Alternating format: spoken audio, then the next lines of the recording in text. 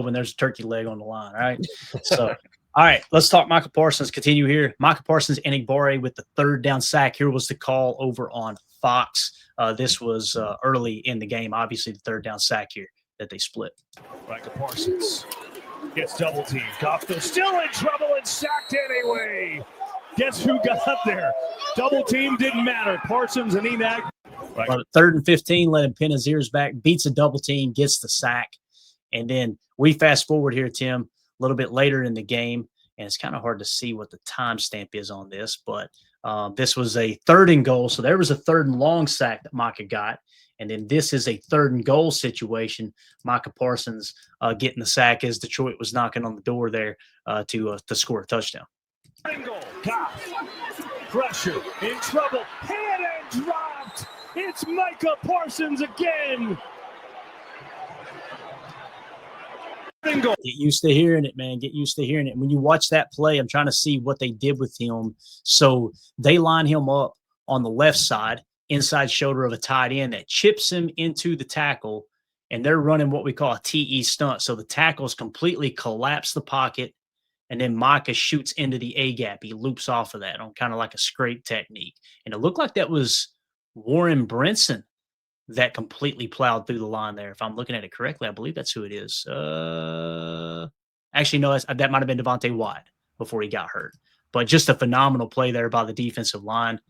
Those guys completely blew up the interior. Micah loops around and gets the sack. So, man, it's just so cool to see Hafley dialing these pressures up. And again, you say, "Oh man, great blitz by Hafley." No, they're only bringing 4 on this play, Tim. Yep. That continue to get pressure with 4, and then you got literally 7 guys standing at the goal line, going, "Where are you going to throw it, Goff? Oh, by the way, Micah's about to be kicking your rear end." I about said something else, but we'll keep it PG-13. So patient on the pass rush too. You know, allowing that line to collapse, allowing the play to develop, and then Micah doing what he does, just finishing strong and ending that play. I love it. Absolutely, man. Just a phenomenal play. And then this tweet or this IG story he put out, boy, you talking about all in the feels. This was awesome. I love the fact – you can go ahead and drop that down for me, Tim. Appreciate you, buddy.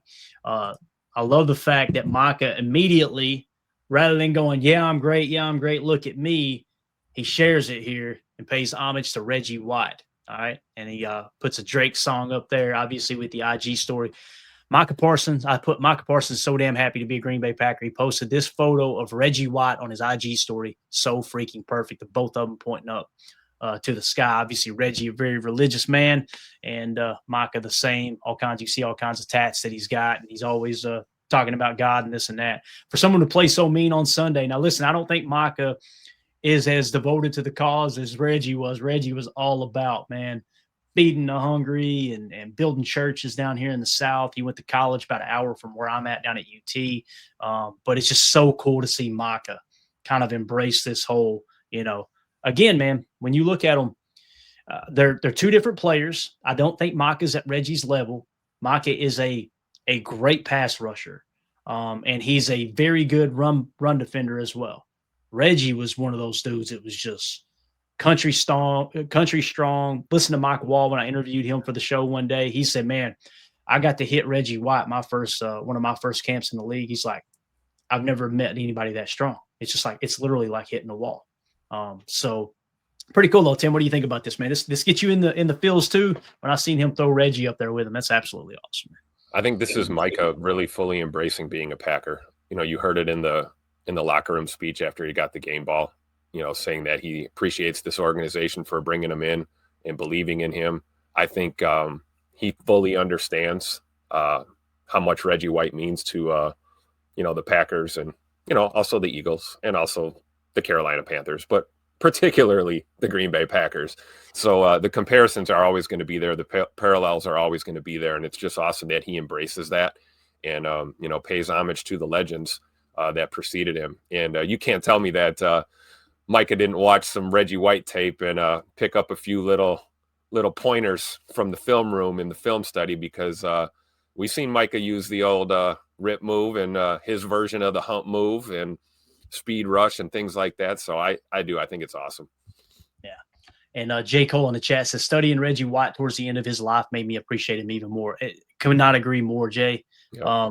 And this may not even be what Jay's talking about, but what I appreciated about Reggie is he got to a point in his life where he realized, okay, I grew up in the church and I'm all about God and this and that. And I haven't even taken into consideration that maybe some of the stuff I'm reading might not be 100% accurate. Doesn't mean you go out and condemn other people. What did he do? He got lost in the Hebrew Bible. He went right back to the original. All right, let me dive into this and see. He learned how to read ancient Hebrew so he could figure out, okay, what did the original text actually say? And he was seeking truth for himself. Push back a little bit on the popular narratives within the Christian community that got him blackballed from a lot of places, which he didn't care. I think he was just out to learn a little bit more about what his faith was. If you guys go watch Minister of Defense, ESPN, I think it was the one of those whatever they're called, 30 for 30s or some kind of documentary with ESPN. It's called Minister of Defense, and it shows you where he made some comments early in his career or mid toward the backside of his career, maybe the mid range. I think he said them in Milwaukee that really ruffled a lot of feathers. And then later on in life, he started to realize, I think I might have been wrong there. And he kind of embraced that and seeked out truth. It's just a really cool documentary. If you're into spiritual stuff, if not, probably won't like it. It's more about that than it is football. Obviously, Minister of Defense was his nickname. So really, really good documentary if you get a chance to check it out for sure. Again, I love the fact that Micah's kind of embracing that comparison to Reggie. And then, of course, we had some other stats. And AFM, I know what day of the week it is, bub. I don't need you to tell me that. And if you don't like it, you can bounce. It's all good, bub. Not a big deal at all. Oh, can we take advantage of this opportunity? Because I'm glad that you brought that up. Mm-hmm. Just real quick, let's go back to AFAM's earlier comment. We were talking about the way we played and the way Jordan was playing.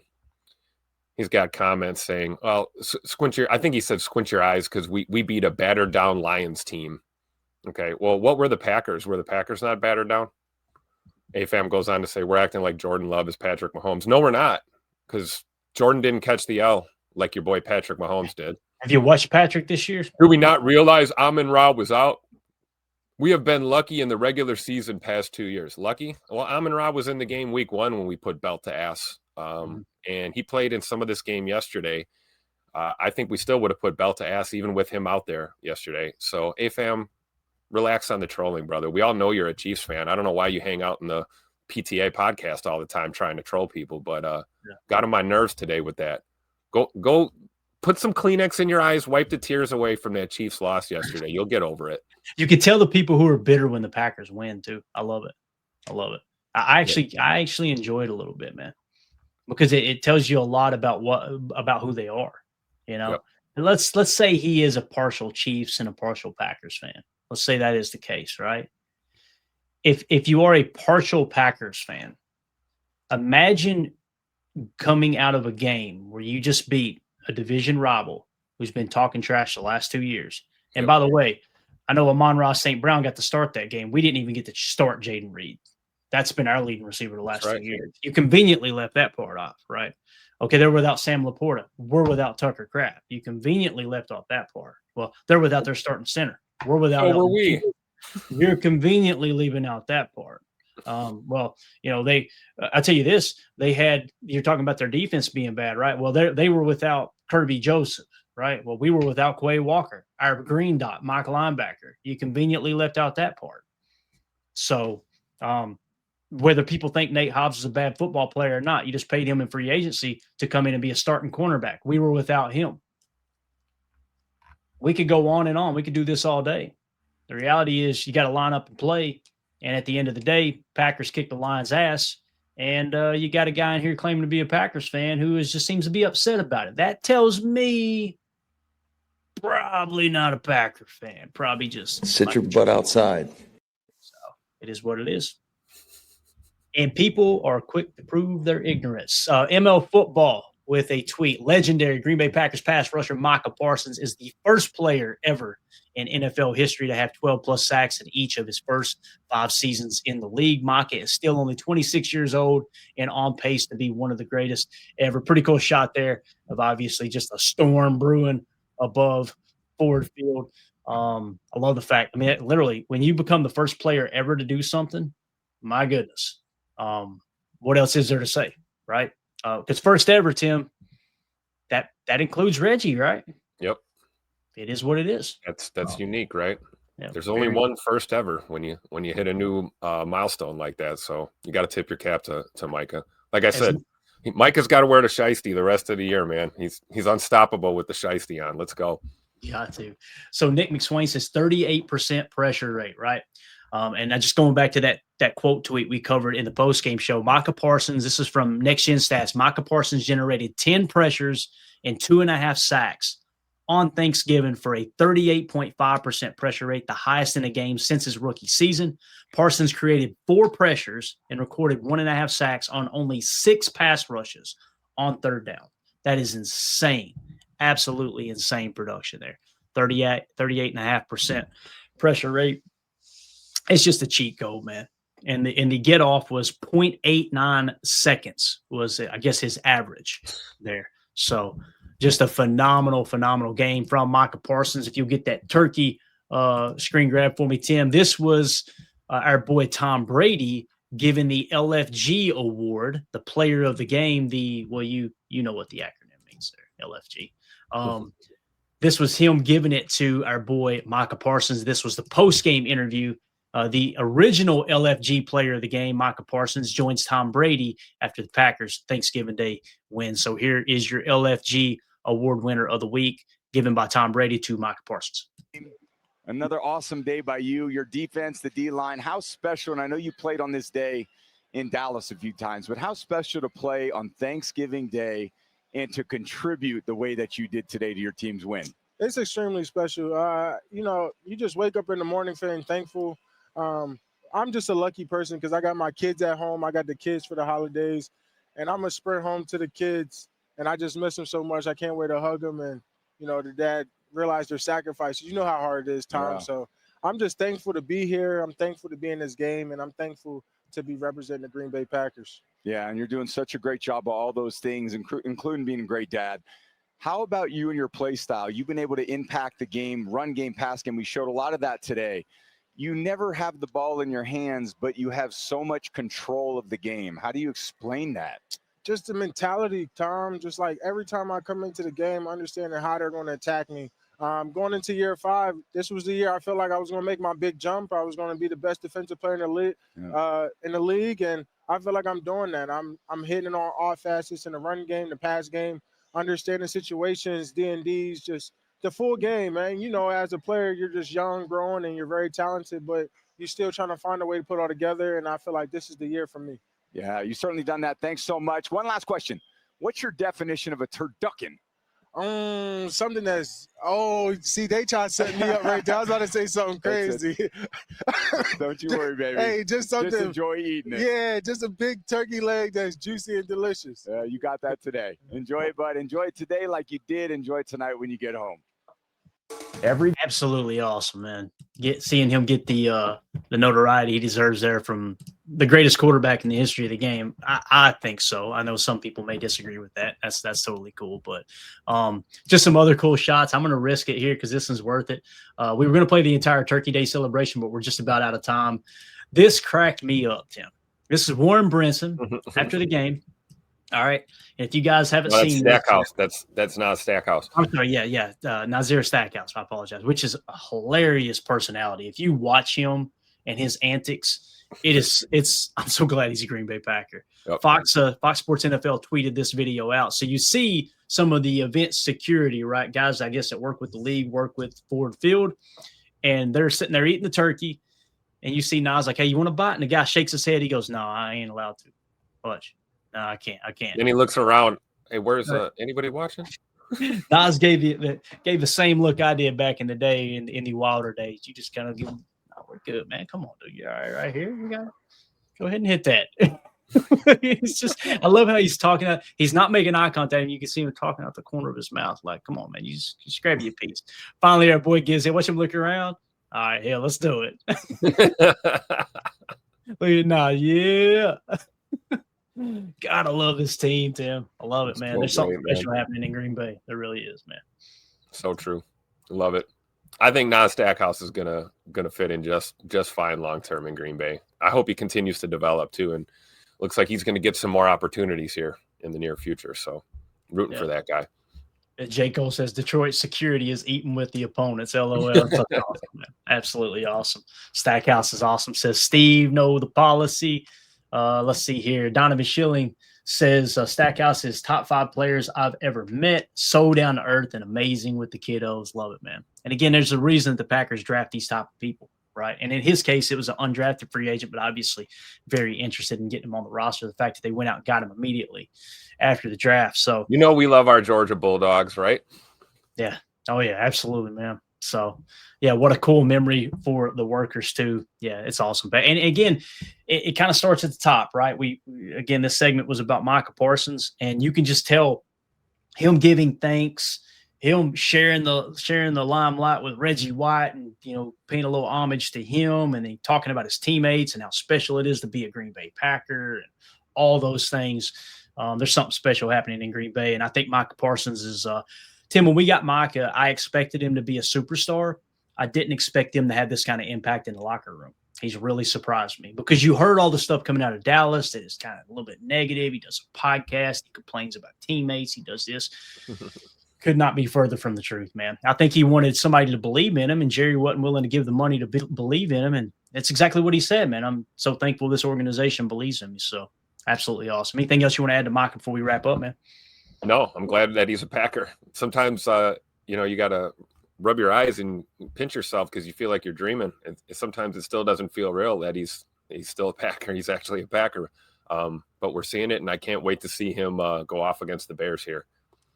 Yeah, absolutely, man. All right, so there you go, guys. That's Victory Friday. Appreciate everybody hanging out. Well, first of all, let us know in the comments what you think about Micah. Do you feel like I'm going to ask the question. It's going to be a controversial question. Well, do you think Micah Parsons is on par with Reggie White? Do you think when it's all said and done, they will be talking about Micah Parsons being just as good, if not better, than Reggie White? I'm not quite there yet, but I want to hear what everybody else thinks in the comments. We're watching this video back later. Let us know. We want to hear from you in there. And make sure you hit subscribe and click that bell icon so you're notified when we go live in the future. Like later on today, we're going live for a hate watch party. All right. Chicago Bears against Philadelphia Eagles. We'll be bringing you play-by-play, score updates, stat updates, all that good stuff. We'll also, during that game, we'll talk a little bit about the playoff picture and what's on the line. If the Bears lose, obviously the Packers will be in first place in the North, and how the rest of the playoffs may or may not shake out. It's just going to be very laid back. It's Black Friday. The ladies are probably out shopping. Let's hop in here. And the ladies are welcome in here, too. If you're doing your online shopping, you can hang out.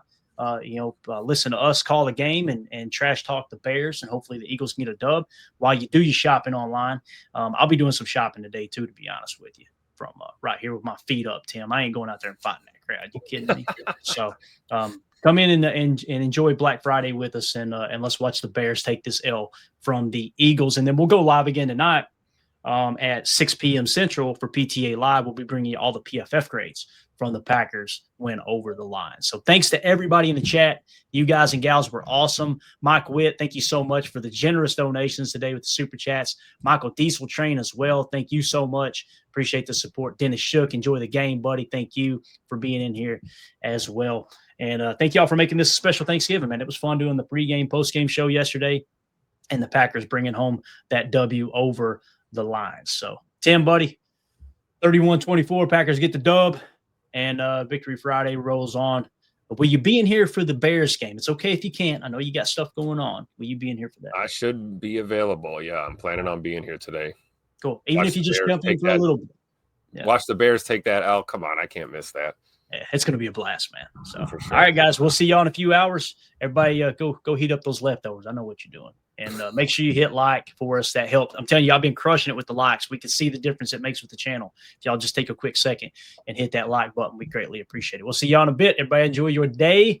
Go get some rest, all right? Get the rest of those meat sweats out of you. We'll see you. Here we go. Nice. Bye, guys.